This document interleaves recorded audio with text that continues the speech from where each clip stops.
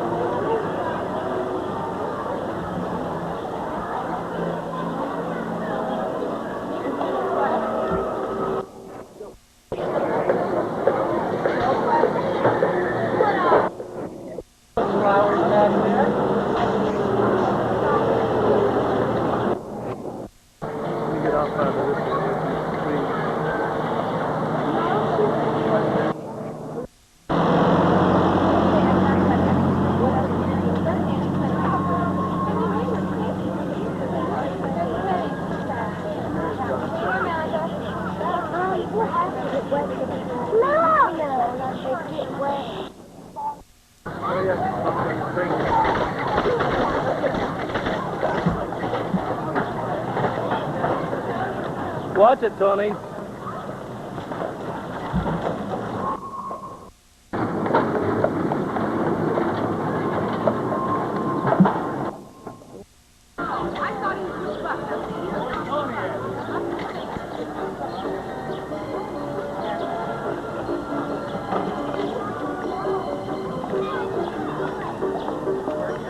You better never do that again.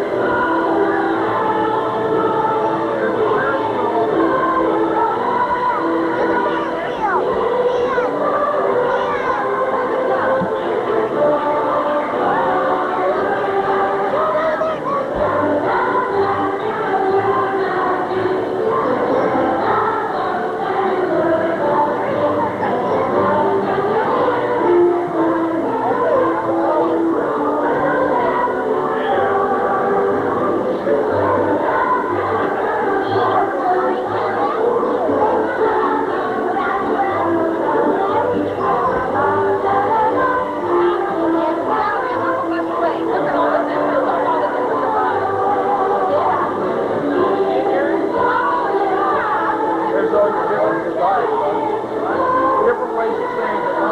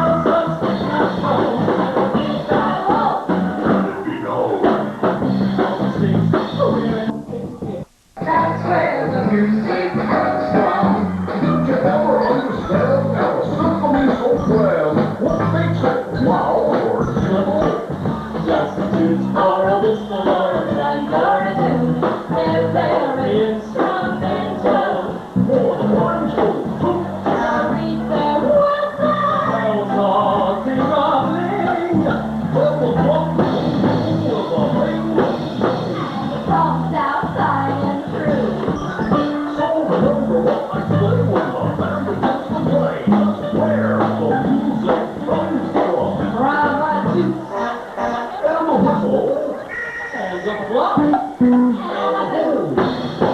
That's where the music, that's where the music, that's where the music comes from. All right, everyone, let's line up for the big parade.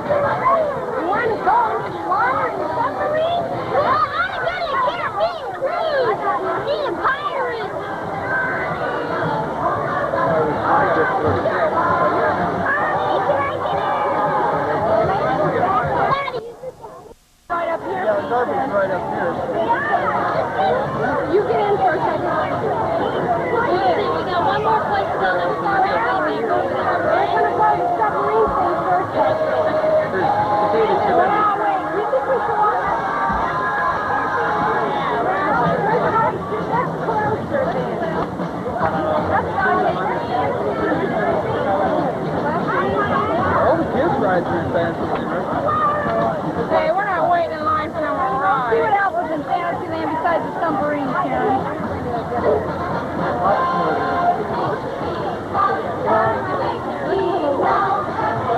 Where's like, they brought that, Pirates and Jungle Cruise. Both of those. No. Yeah, there's not. The Bears, the show. They just saw them. Country Bears. They just saw them. Daisy Kevin, that's cute. They'd like that show, I'm sure they would. Country Bears, Jamboree. Yeah, it's inside. Cool. You sit down. Don't you remember that? We went that song and sang.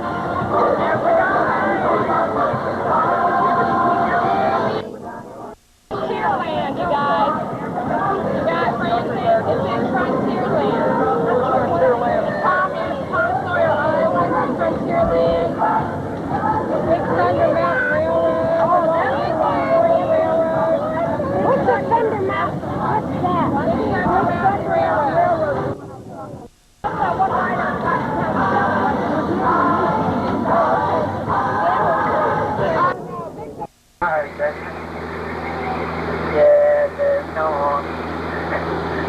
He walked out with his bonds up there. They offered never bonds. That's where he one of them reached in, grabbed, pulled the lady right out of my boot. She was sitting right there. As we come onto the Congo River of Africa, notice the change in vegetation here. You might want to lean in back there, lean in. You don't want him leaning out to get those Congo squeeze. That's breathtaking here. This way to park that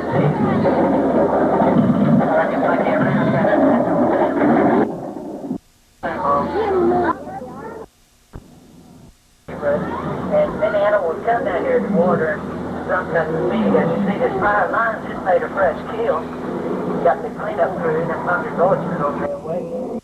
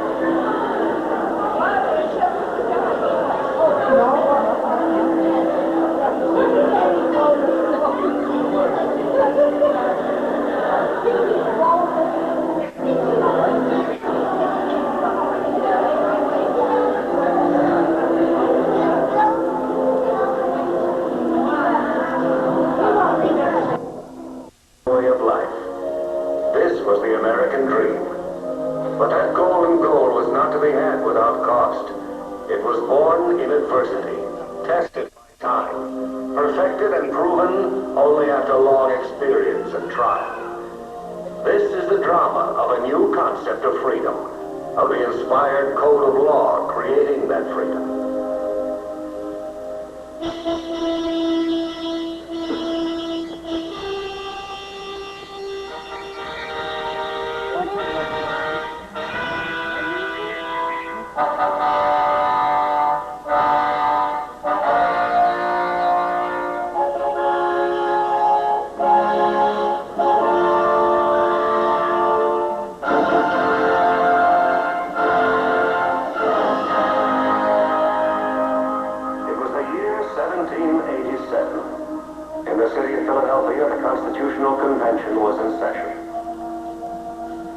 After 4 long months of debate and discussion, a new constitution to replace the old and ineffectual Articles of Confederation had finally been written. Gentlemen, the warmest friends this constitution has do not contend that it is free from imperfections, but there is a constitutional door open for change. I think the people can decide on the alterations and amendments which time may prove necessary. Besides, they will have the advantage of experience on their side. General Washington, sir. Mr. Franklin. Fellow delegates, having lived long, I have experienced many instances of being obliged to change opinions which I once thought right. The older I grow, the more apt I am to doubt my own judgment. I can find.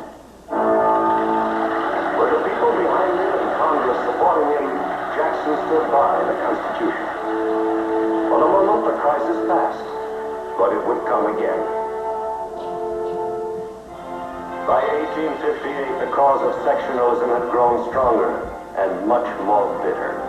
The burning issues of the day were brought into national focus by a series of debates between the glib and talented Stephen A. Douglas and a self-taught lawyer named Abraham Lincoln.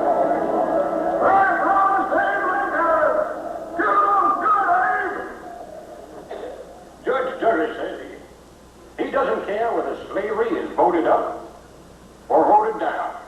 Neither will we, Lincoln. You know nothing. Well, friend, I may not know much, but I think I know right from wrong. Now, you say that you don't care whether slavery is voted up or down. Any man can say that who does not see anything wrong in slavery. But no man can logically say it who does see wrong. Because no man can logically say he doesn't care whether wrong is voted up or down.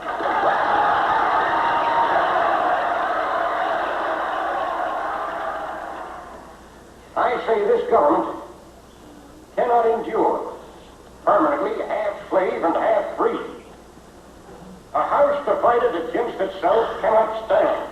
That's what you think, you long drink of water. Yes, my friends, that's what I think. That is the real issue. That is the issue that will continue in this country when these poor tongues of Judge Douglas and myself shall be silent. As I say, I have known Mr. Lincoln for 25 years. He's a fine lawyer, possesses high ability, and there is no objection to him, except the monstrous revolutionary doctrines which he conscientiously entertains and is determined to carry out if he gets the power. Don't worry, he ain't gonna get it. Never. I'll never let that hellfellow rail splitter. All right, and I tell you that this doctrine of Lincoln, declaring that men are made equal by the Declaration of Independence and by divine providence, is a monstrous heresy. My country, if you have been taught doctrines conflicting with those great landmarks of the Declaration of Independence. If you have listened to suggestions which would take away its grandeur, if you are inclined to believe that all men are not created equal in those inalienable rights enumerated by our Charter of Liberties, let me entreat you to come back. Think nothing of me. Take no thought of the political fate of any man whatsoever. But come back to the truths that are in the Declaration of Independence. You may do anything with me you choose, if you will but heed these sacred principles. You may not only defeat me for the Senate, but you may take me out and put me to death. Do not destroy the immortal emblem of humanity. If that declaration is not the truth, let us get the statute book in which we find it and tear it out. Who is so bold to do it? I will. If it is not true, let us tear it out. No. Well, let us stick to it then. Let us stand firmly by it. Abraham Lincoln lost that election of 1858, but in losing, he won. But the people couldn't forget this plain-spoken man from the prairie, and 2 years later they sent him to the White House. Without union, the Constitution is only a piece of paper. I know there is a God, and that he hates injustice and slavery. I see the storm coming. I know his hand is in it. If he has a place and work for me, and I think he has, I believe I'm ready. I am nothing. But truth is everything. And with God's help, I shall not fail.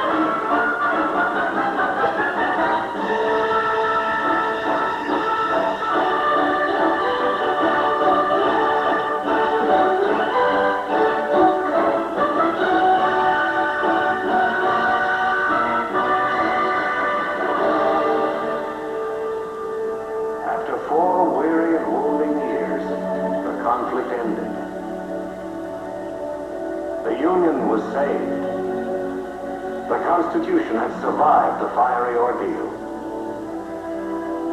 America was one nation, finally and forevermore.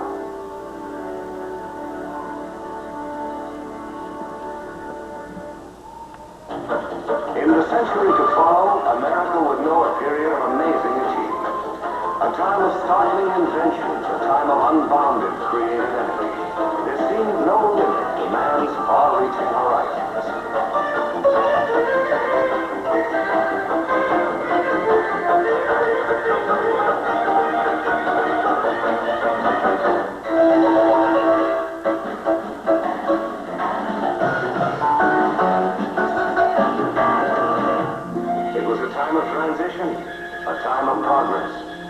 But the fundamental philosophy of freedom, the belief in the rights of the individual and the dignity of man, remained unaltered.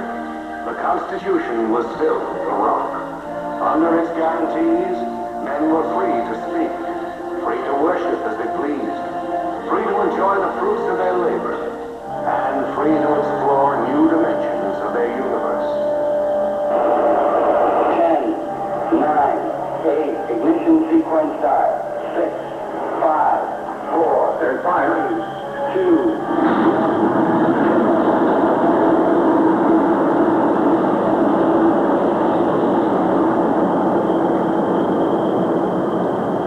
Look to the stars, say the wise men. There lies the future. In remote and distant worlds lies the riddle of tomorrow. But where is its answer?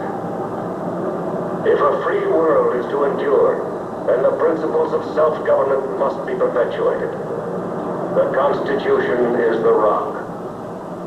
And the leaders of tomorrow must be as dedicated to its preservation as were the leaders of yesterday, as are the leaders of today. Of presidents, let us pay homage to the immortal men whose illustrious names have been indelibly inscribed on history's roll of honor. George Washington, John Adams, Thomas Jefferson, James Madison, James Monroe, John Quincy Adams, Andrew Jackson, Martin Van Buren, William Henry Harrison, John Tyler, James K. Polk, Zachary Taylor, Millard Fillmore, Franklin Pierce, James Buchanan, Abraham Lincoln, Andrew Johnson, Ulysses S. Grant, Rutherford B. Hayes, James A. Garfield, Chester A. Arthur, Grover Cleveland, Benjamin Harrison, William McKinley, Theodore Roosevelt, William Howard Taft, Woodrow Wilson, Warren G. Harding, Calvin Coolidge, Herbert Hoover,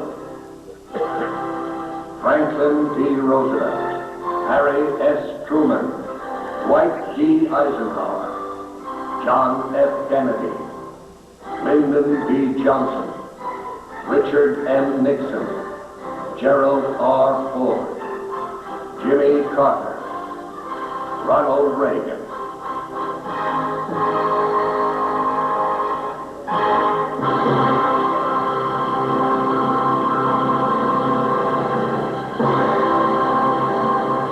From these men, the free world may take new inspiration and hope, and if it is wise, new wisdom from old words of prophecy.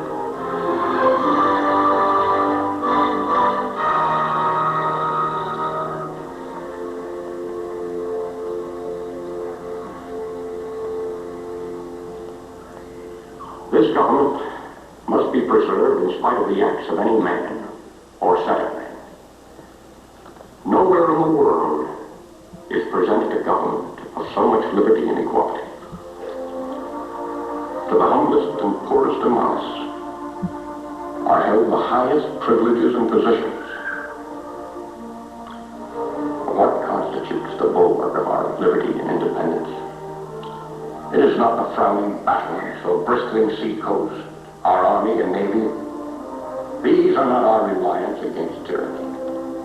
Our reliance is in the love of liberty, which God has granted us. Our defense is in the spirit which prizes liberty as the heritage of all men, in all lands everywhere.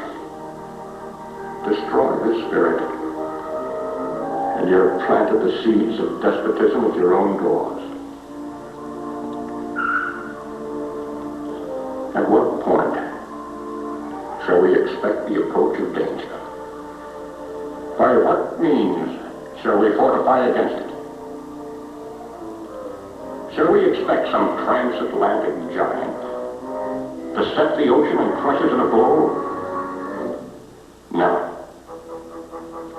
All the armies of Europe, Asia, and Africa combined could not by force take a drink from the Ohio or make a track on the Blue Ridge. At what point, then, is the approach of danger to be expected? I answer, if it ever reach us, it must spring up among us. It cannot come from abroad. If destruction be our lot, we ourselves must be its author and its finisher. As a nation of free men, we must live through all time or die by suicide. Surely God would not have created such a being as man with ability to grasp the infinite, to exist only for a day. No. No. Man was made for immortality.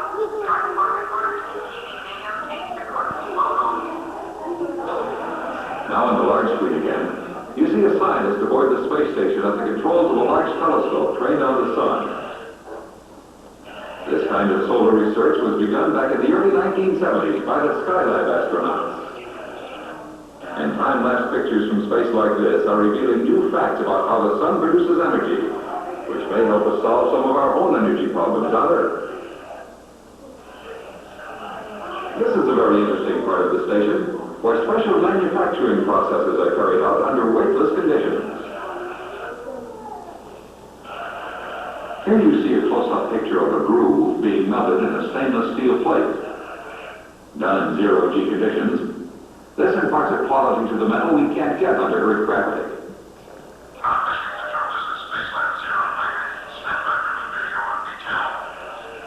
And now to an onboard microscope and time-lapse camera, we can see the way crystals form in zero-G.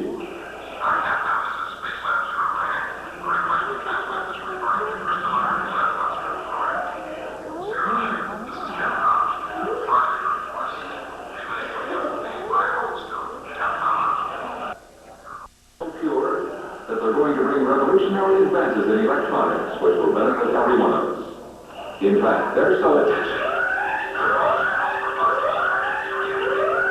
Oh, no, not again. Just as I thought. Somehow, this silly bird trips the emergency system every time he comes in. And I think he knows the last on us. Excuse me, Mr. Johnson. Could you show us what it's like for people in zero gravity? I'm sure passengers will find that very interesting. Of course, just a moment. Patch us into Scarlet Video Netflix. Now there you see how easy it is to get from one place to another. You simply float through the air. That takes some getting used to. But zero-G has other advantages too. Like this, for example. One man can easily handle heavy pieces of scientific equipment that he couldn't even move under normal gravity. Astronauts quickly adapt to zero-G, but over extended periods, regular exercise is absolutely vital. Here are some off-duty crew members working out in the station's gymnasium.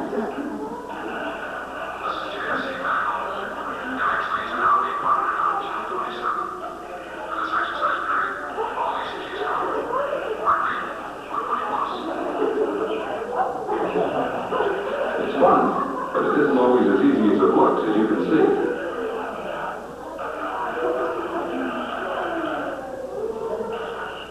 With a little practice, though, you can do tricks that would make a circus acrobat turn green with envy.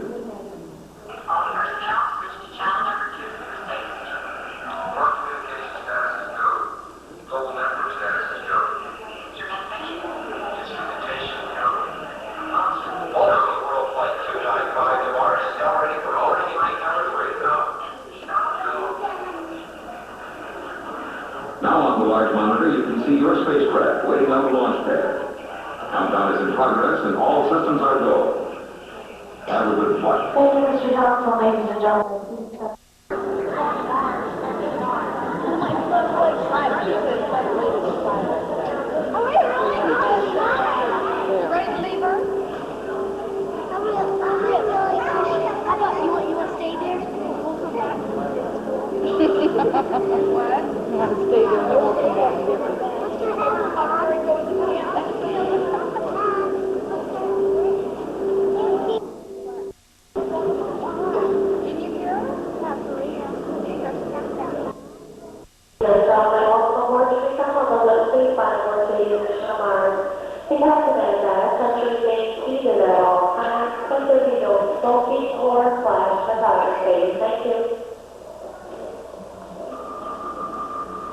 Attention, please.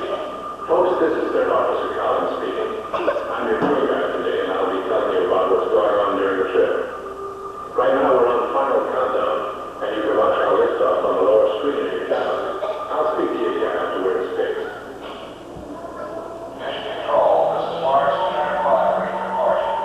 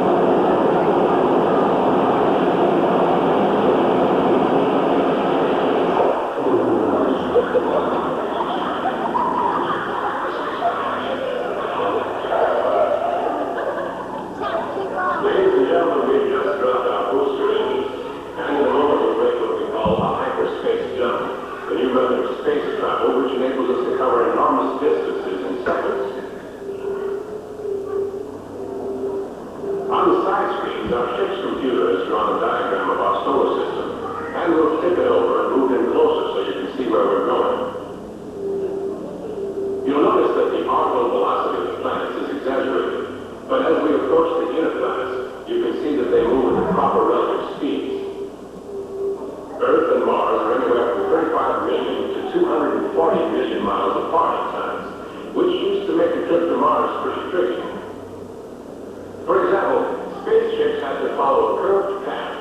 team on is 5, 4, 3, 2, 1.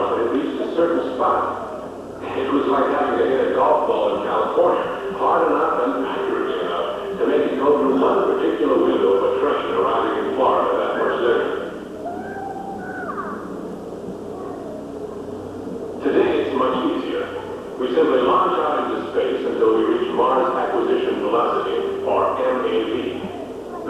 generate a hyperspace field around us for a short time.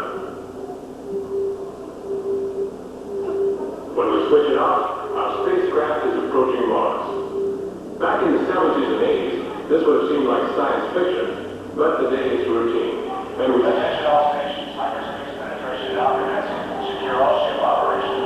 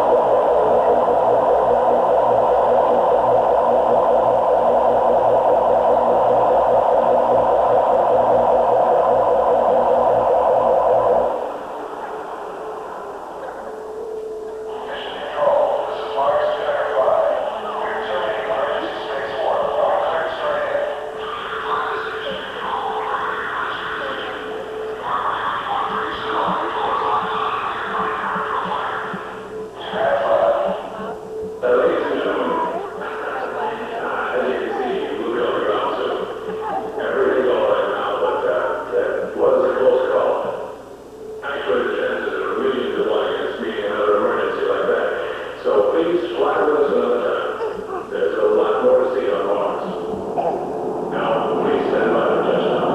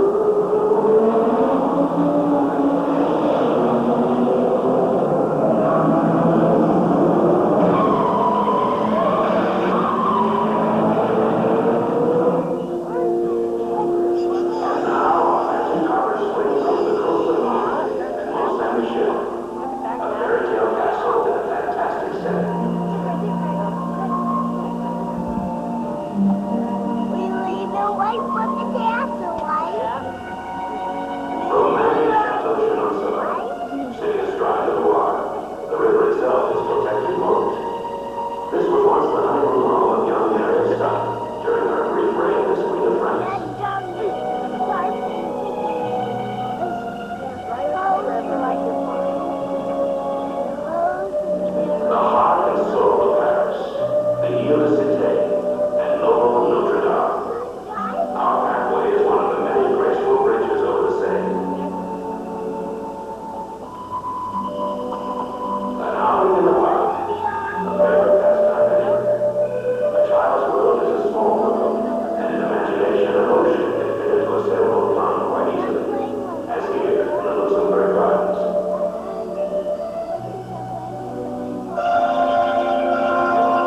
One of the most famous avenues in the world, the Champs-Élysées.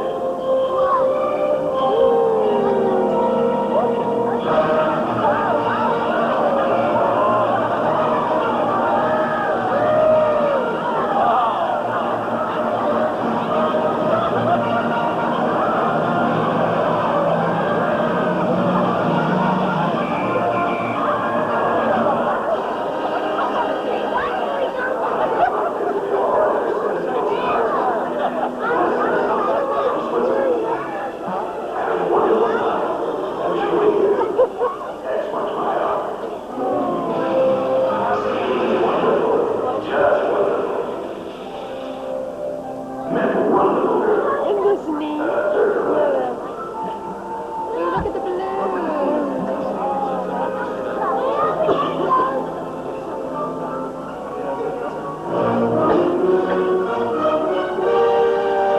Castles on the Rock. A romantic saying based partly on fantasy, partly on reality.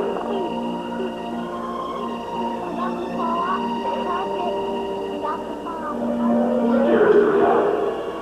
An actual castle above a storybook river. The famous Cat's Castle.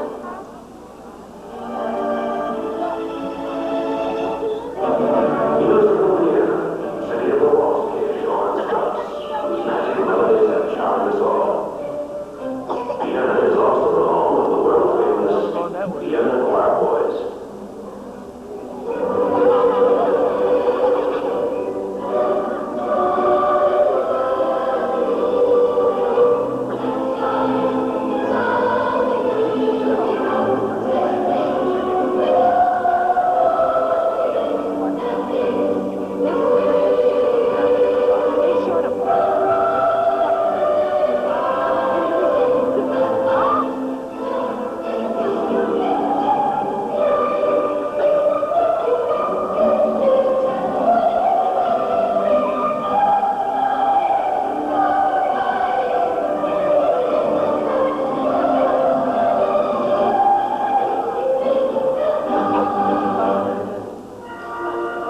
In the days of Martino Family, Venice may well be nice. The small ties of pomp and pageantry are reunited in the celebrated hall of the Museo del Mar. Carriage with the sea.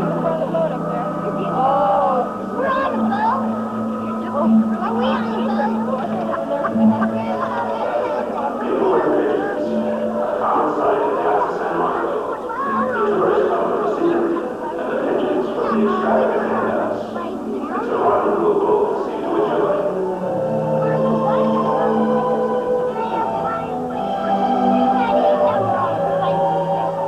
St. Peter's Square and that, unlike the pleasant humanity and history, all roads lead to Rome, as they go.